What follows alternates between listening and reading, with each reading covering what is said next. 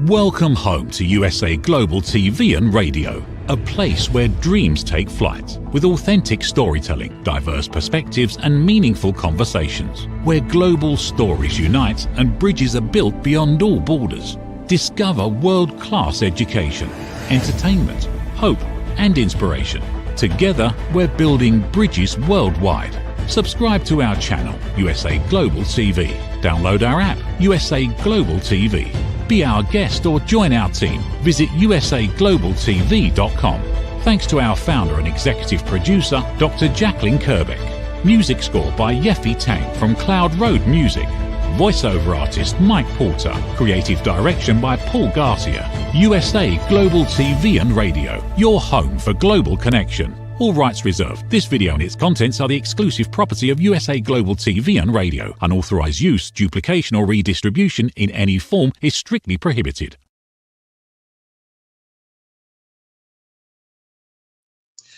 Howdy y'all, Red O'Loughlin here. Today on The Wise Ones on the USA Global TV and Radio Network, I'm honored to have Glenda Benevides. She's an award-winning, Grammy-nominated singer-songwriter, also a voting member of the Recording Academy. And we'll get to that in just a minute. One of the big things that's happened to me recently is my eyes have seen better days. And it's the elephant in the room, and I just wanted to address that real quick. I have some issues going on. I don't know if allergies, infection, I have no idea. Anyway, it's being treated. But in the meantime, it looks funny. And rather than just let people guess, I figured we'll talk about them. I write primarily in the area of nonfiction. I research the human body at the cellular level. Chemically speaking, I look for cause and effect relationships. Treat a cause, fix a problem, treat symptoms, and you'll always be treating symptoms. But a lot of times, treating a symptom, you'll hide the cause of the problem to a degree that maybe sometimes it makes you a lot worse. So that's what I do, and been honored to be on the USA Global TV and Radio Network now for more than a couple of years, and I really appreciate Dr. Jacqueline Kerbeck, the opportunity she's given me for that. Today, let's go ahead and get our guest, Glenda Benevides, and have her join us. So Glenda, are you available? There we go. Hi, Red. Good to see you again. We get to hang again. Yeah, it's literally just a very short while ago. You were on the corner bookstore, and we talked about your songs and the writing That's right. The aspects of that portion of who you are. But today we're looking at it from a different perspective. We're looking more at the business world of Glenda Benevides. How did that mindset change? But I think one of the things we talked about backstage that I really want to start with is there's a process to get a Grammy nomination. And yours is, I think, Best Contemporary Blues Album at the 67th Grammy for vocal and melody, if I remember right. How did that journey start, and how do you actually get there? Because from a business perspective, that's super critical. So let's talk about that first. Yeah, great question. I've been in the music and entertainment field for, oh my gosh, for at least 40 years. And as an active artist, like professionally, not just, oh, I want to, it's like, no, I actually do it. I actually get paid. That's what professional means. And I treat myself as such. So I got to a point a few years back where I just went, gosh, how do you get a Grammy? Like, I want to be acknowledged for, the 40 odd years that I've been working. And so I thought, let me check into that. So I did. I jumped in and recordingacademy.com and I found out the process that you have to go through to be a part of this club, for lack of a better word. And it was really amazing because I started researching and I found out that you have to be recommended. So you need 2 recommendations, and the recommendations need to be with an artist, someone that is actually working in the industry, not just your best friend or your mom or dad. It has to be somebody that knows you, acknowledges you, and is willing to stand up for you. So that's how it starts. And then once you get the 2 recommendations, then they send you an email asking you, why do you think you should be in the Recording Academy? And then you get to share with them your process, why you think you should be there, and so on and so forth. There's no right or wrong, but there's specific things that they do look for, which I found. They are looking for women that are empowered and that are up to things. So I realized that my first session out with them, it was fail. And my music partner goes, "What did you write?" And I was like, "Oh my God." Well, I wrote this. And he goes, no. They don't want your bio. They want to know what you're up to, like what you do. How do you contribute to your art? How do you contribute to people on the planet? That kind of thing. And specifically for me, all my philanthropic things. And also the things that I believe in, and supporting other women in the music. So that's what I wrote. And then that second year I got in. So that's the first step. Okay, so you solved the process, but you brought up an interesting one. You talked about being professional, and sometimes we may be an overnight success after 20 years of doing whatever we do, but just being an overnight success doesn't make it professional.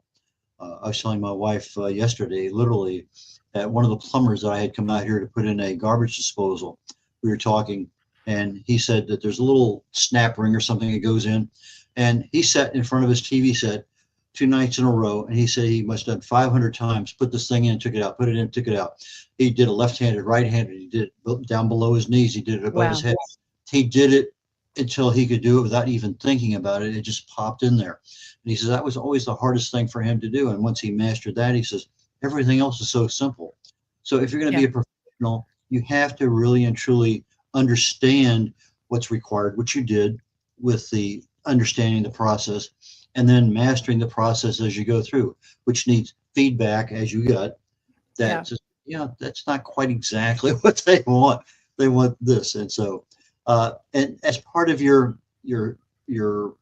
empire, and I'm going to use that word literally, you've developed a brand over time that's required probably some level of copyright and trademarks and things like that most people do, especially with your music.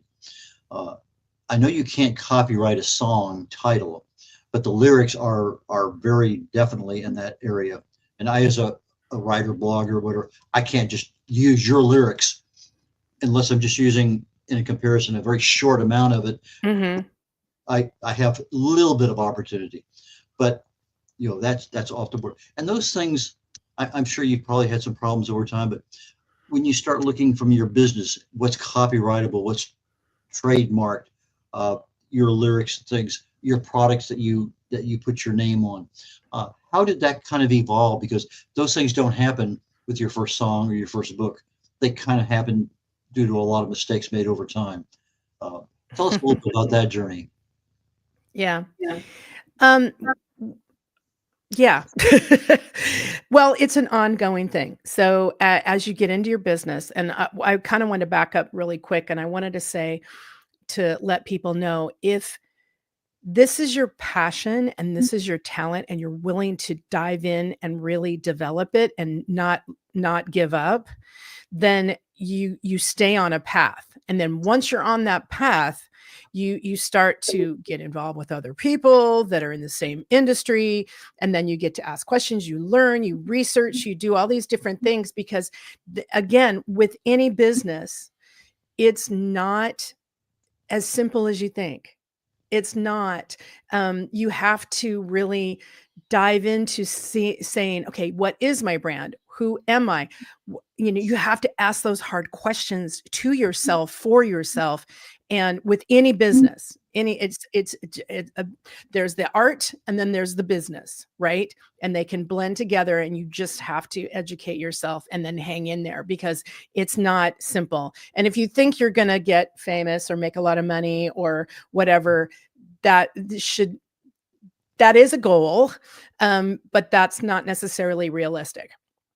because there's a variety of levels to that journey and to your business, and and there's many potholes, and things change and things move around and certain things stay the same, and like you were saying with copyright, there's a it gets complicated, and especially with the Recording Academy now, they've got several arms of the Academy, which I think is really wonderful, because now they're treating this art field as a business too, because they're in a business.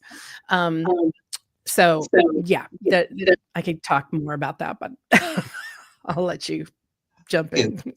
When did you discover that you really had a career as a business owner and not just a singer-songwriter? Yeah, that's a good question too.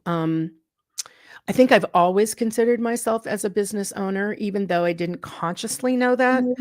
I'd always treated myself as a professional, and I took care of my voice, I took care of my body, I took care of a lot of things, and made sure that I was getting paid, making sure that if I was running the show, I had 1099s, so I didn't at the end of the year look like I made $100,000, and I didn't, because I paid out everybody in my band, that kind of thing.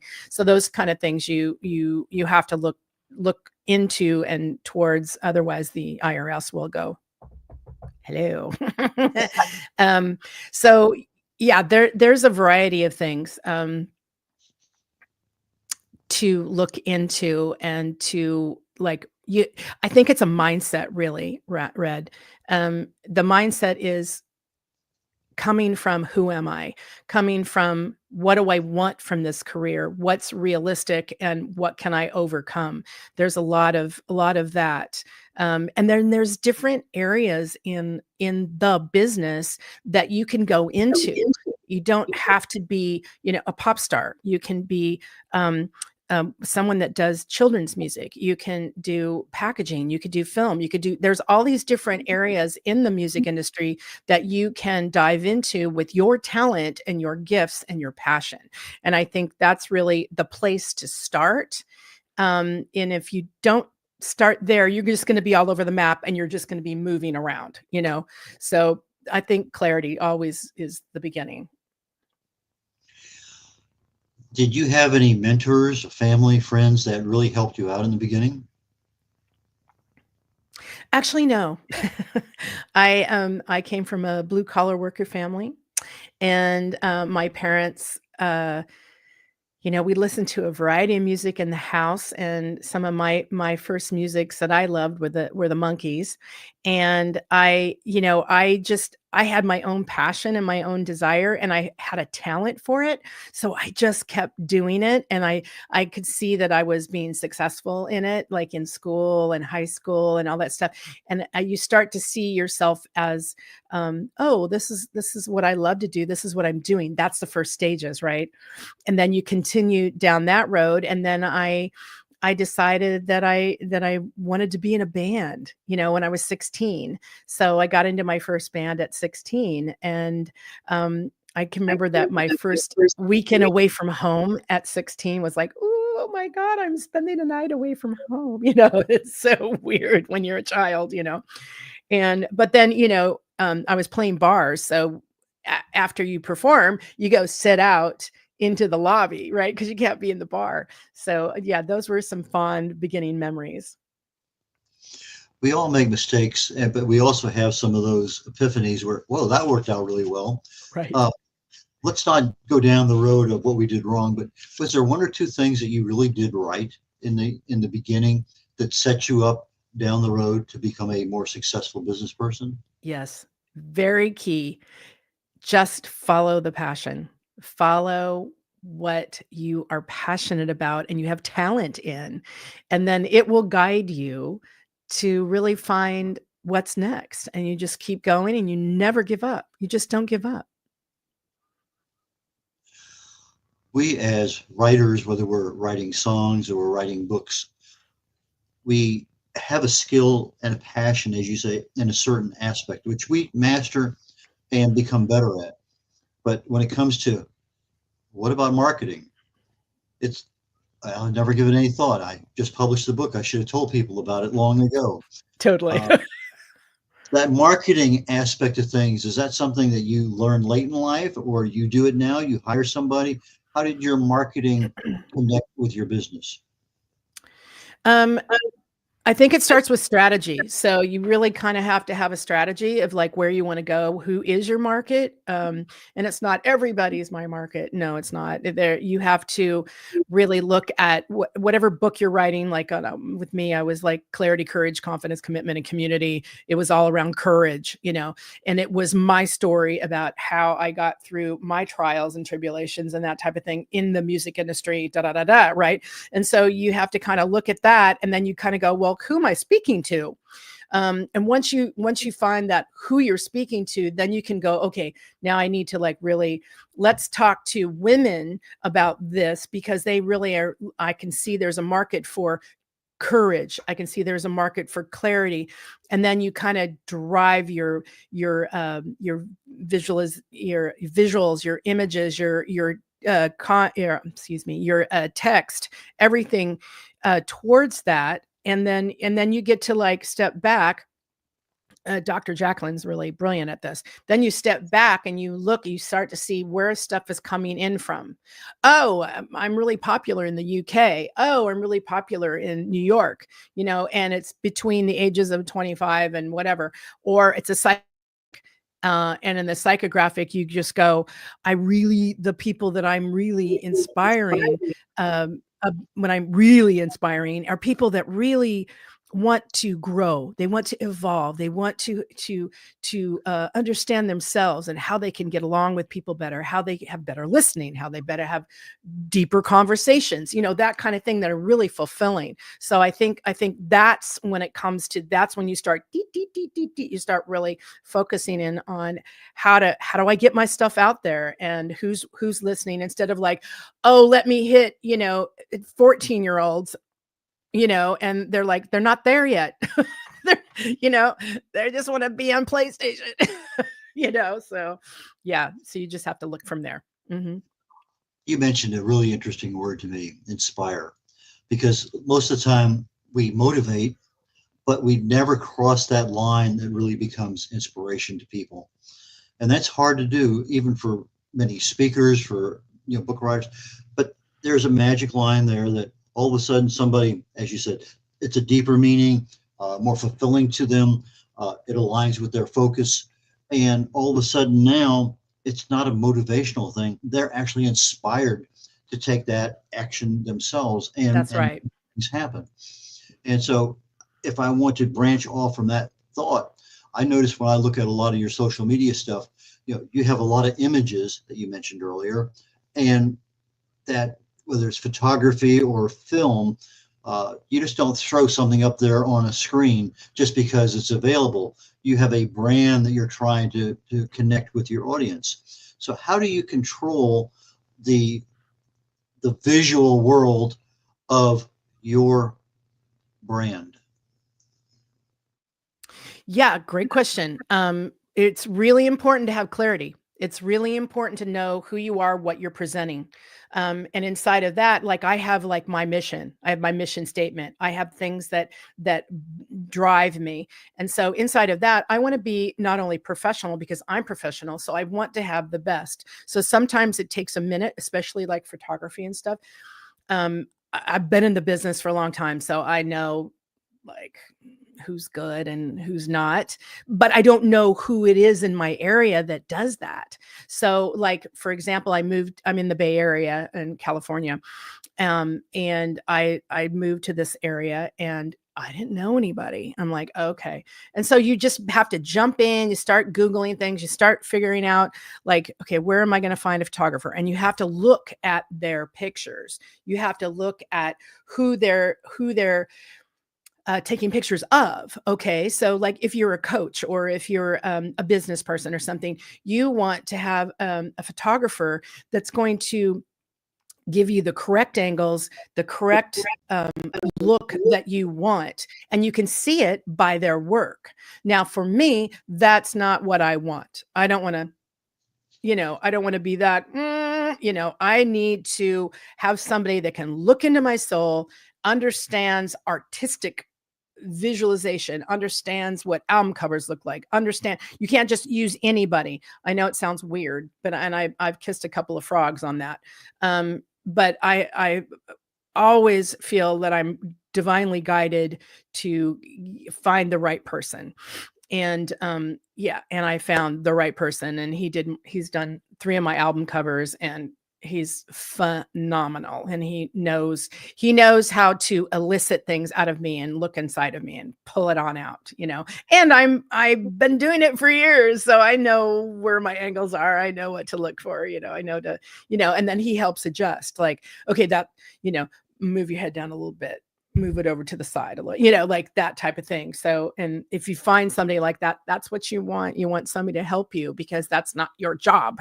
You're the author, or you're the business person, or you're the coach, or you're the singer. So you should know stuff about yourself, but at the same time, you also need to have somebody that you can work with that really understands print or understands certain visual media. Like, they need to understand that. So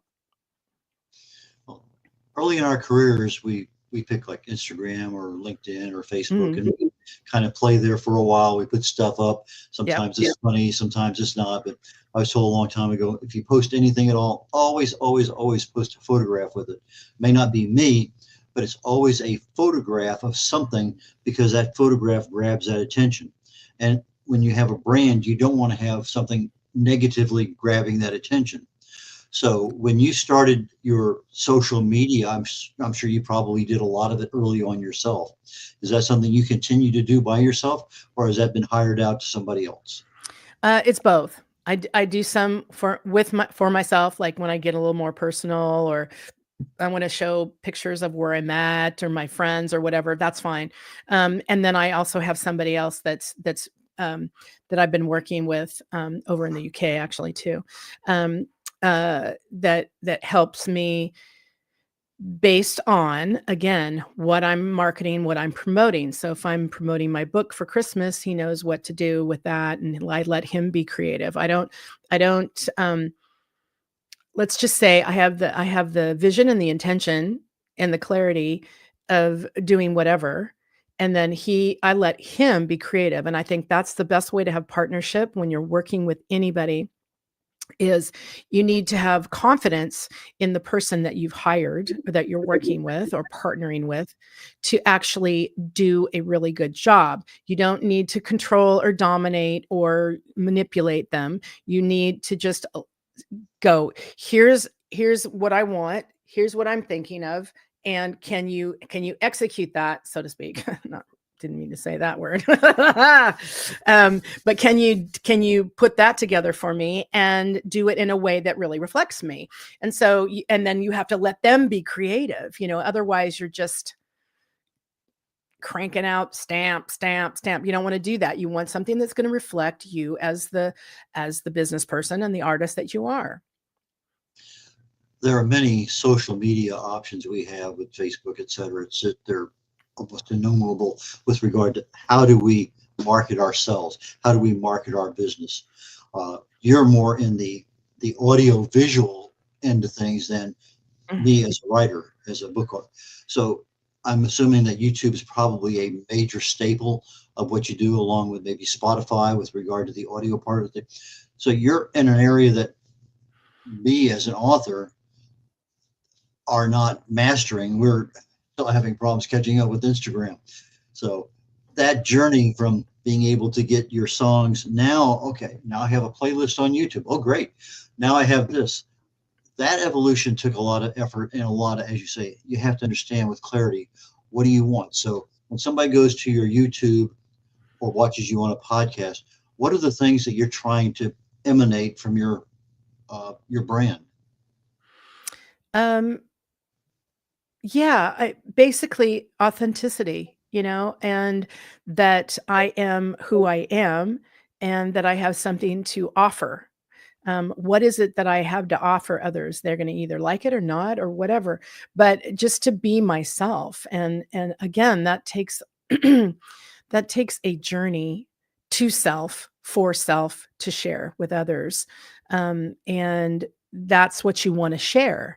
And I think, you will attract the audience that will love what you're doing. And you have to try different things. You have to try, is it Facebook? Is it Instagram? Is it TikTok? Is it this? Is it that? Um, and then just jump in and see what works for you and what works for your audience. And are you reaching the right people that, and you can see, because you start looking at the stats, the numbers, and then you can go, okay, well, that's a waste of time and money. So don't do that, especially if you've given it 6 months to a year on something. That's kind of where I'm coming to myself. So I'm getting to that level. I've given it a wild shot for a long time. So yeah, it's just there's a lot to do. Okay. So your credibility is established there with your videos and your audios. And with that, your reputation is marketed as, this is who I am. Yes. This is real Glenda. And I want to congratulate you on coming on one of the last shows on the USA Global TV and Radio Network. Within a week, you were #1 at 5,000 plus views or something like that, if I remember right. So congratulations on that particular stat that you reached on the shows. And I'm hoping down the road that I may be able to share one of those top 10 with you also, but that's down the road. So we'll do what we can. Reputation marketing, that's super critical to a business, because sometimes somebody says something and now you got to go out and figure out what pissed them off or what happened. And it may not even be your fault, but is there somebody in your business that monitors or that aspect of the overall enterprise that you have? If somebody's bad mouthing you somewhere, do you even know about it? Yeah, that's a good question. I have a small team of like 3. So that's one area we don't put any focus on. So far, I haven't really had anything negative. So I'm not that big a fish. Like, yeah, you got to be a big fish in order to be attacked. So, I consider myself, a solopreneur, an entrepreneur, someone that's building a business in music industry. And I do a variety of things too. So, I just keep my clarity and intentions high, and draw in the right people to work with me at the right time. And again, you can't do everything all at once. Just get out there and sample things and ask yourself the deeper questions and get some coaching, get some help. Dr. Jacqueline's a good person to do that with. She has a wonderful, for lack of a better word, workshop class, about listening. Listening is so key. It's like, if you don't listen to yourself and if you don't listen to others, how will you know what people need or want? And then you can also reconstruct yourself for an offering. It's very important to dive into those areas.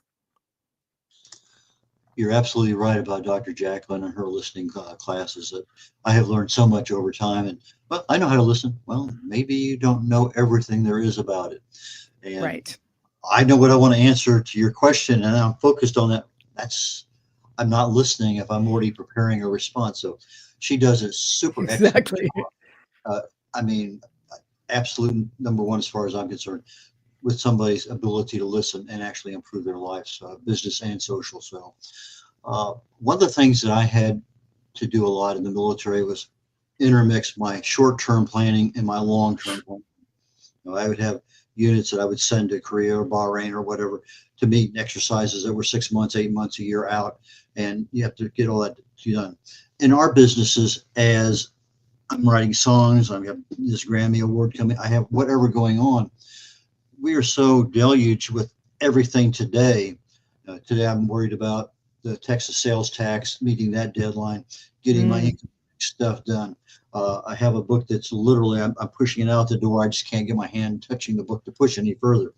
How do you separate, how do you do your long-term and short-term planning for your business so that your empire grows efficiently? That's what I'm looking at right now, actually. Great question. And it's like I've really come into probably the last year or so to really treat myself as a business, and then know what that is, especially with short term, long term. Um, so yeah, I'm building and evolving myself inside of several things. One is live performance. A couple of things. I'm going to be touring with a an amazing vocalist. He and I are going to be doing jazz set in the UK, so that's going to be wonderful. I'm also working with another Dr. Madeline Chen, with her to create a wonderful weekend retreat or 3-day retreat.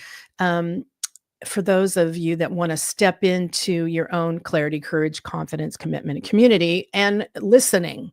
And what does that mean? How do I get there? Those type of things. And yet at the same time, being able to relax. How do I take care of myself? Those type of things. So I'm moving into that and a variety of other things to move into my 5-year plan, to move into that, which is, to create a sustainable income that really makes a difference, and also continue down the road of my philanthropic things of planting trees and, educating people to environmental issues. And it's on a positive note, I think it's pretty fabulous that we're having environmental issues, because I think it's helping people wake up. I was thinking that, I've been awake for a long time and completely involved in educating myself and other people around environmental stuff and how I can mitigate that.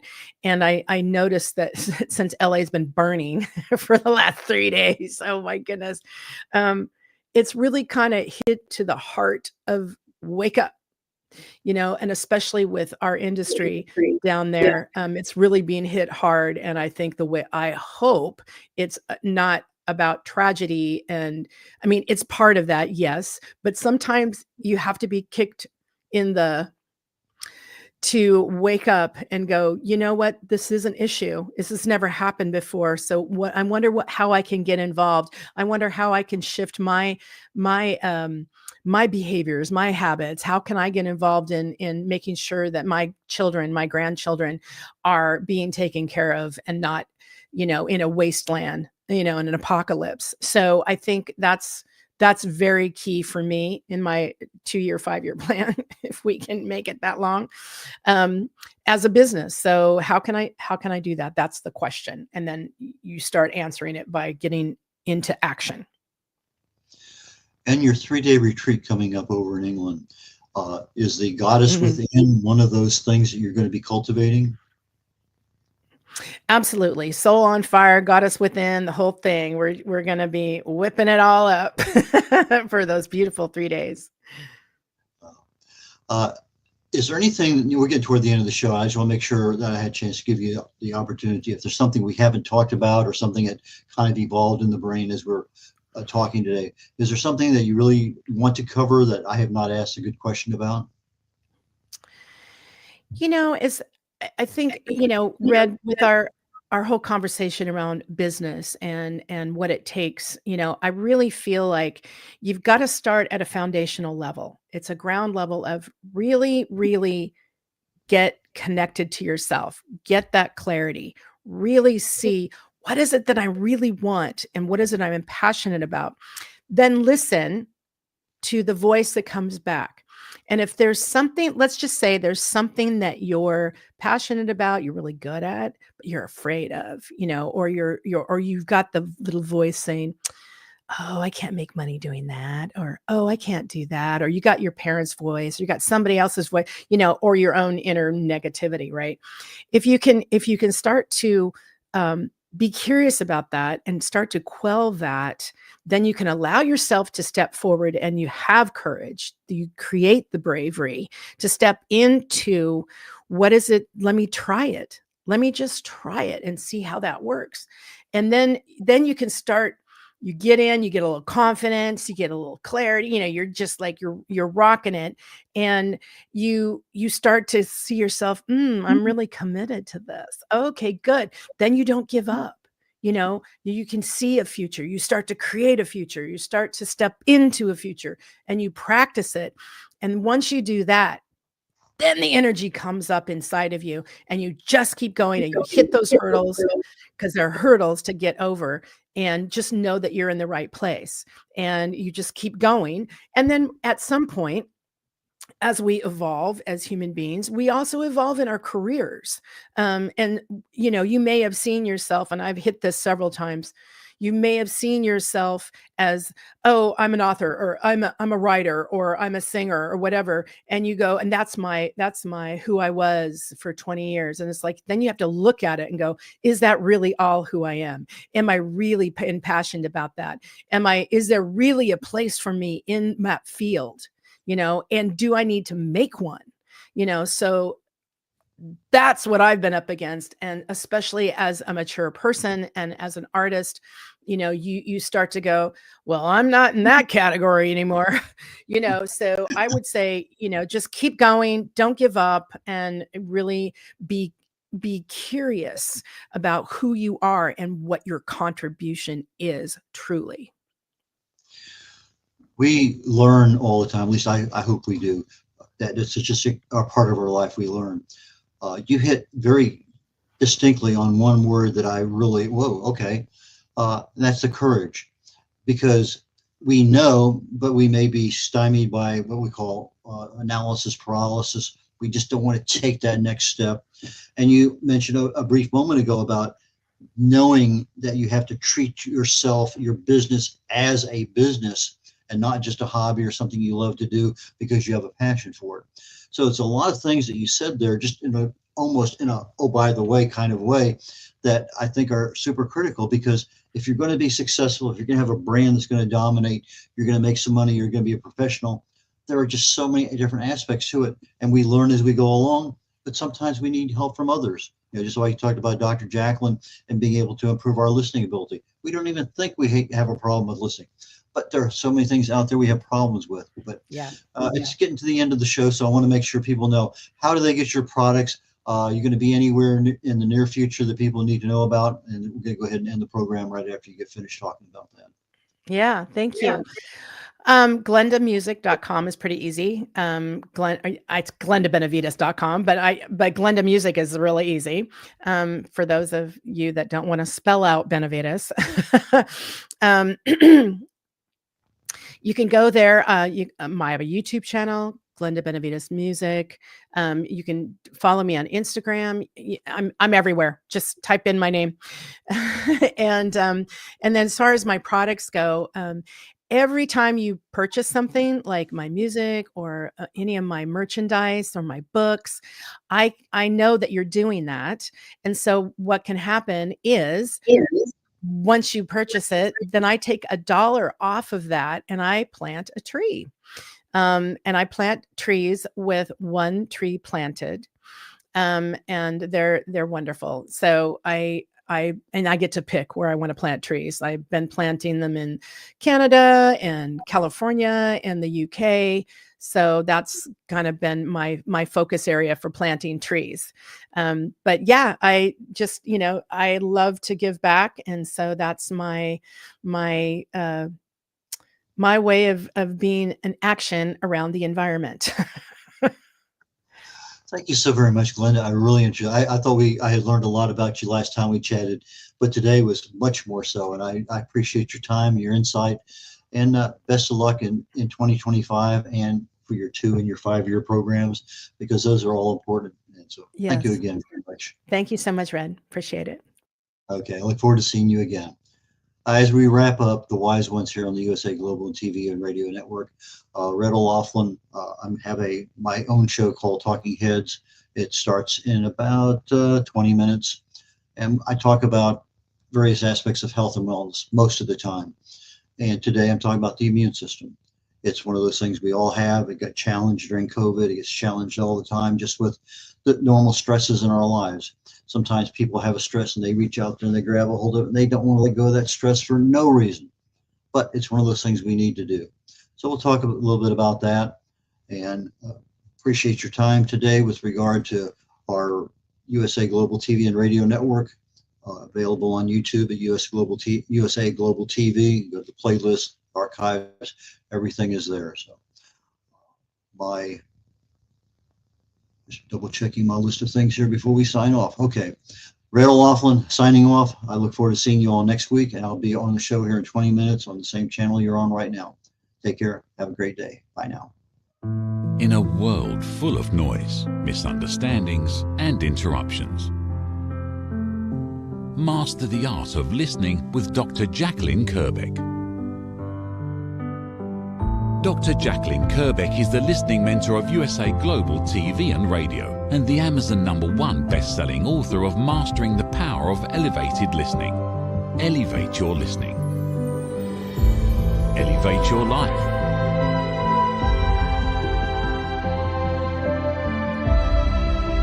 Join a global learning experience in person or via Zoom. Reserve your spot today. usaglobaltv.com/book-your-session or drjacqueline.thinkific.com. Join Dr. Kerbeck's listening courses or hire her to unlock deeper connections and authentic conversations. Have you ever felt unheard? Like your words float into a void, leaving you invisible and disconnected? How about feeling judged, when assumptions overshadow your truth, leaving you misunderstood and defensive?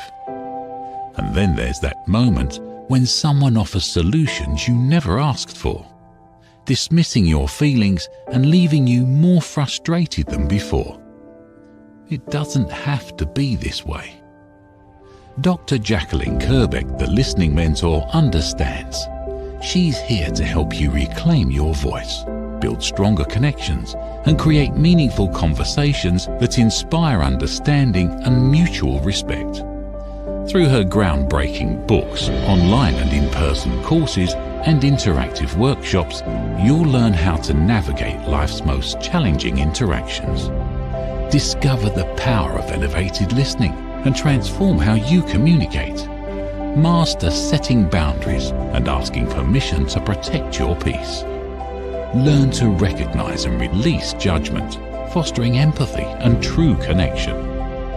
Dr. Kerbeck also offers personalized coaching, one-on-one or group sessions, designed to fit your unique needs.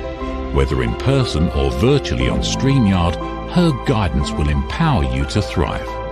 You don't have to struggle alone. The path to deeper connections and better relationships start here. Visit drjacqueline.com or usaglobaltv.com. Join a global community of empowered listeners and transform your life, one meaningful conversation at a time. Dr. Jacqueline Kerbeck is the listening mentor. Start your journey today.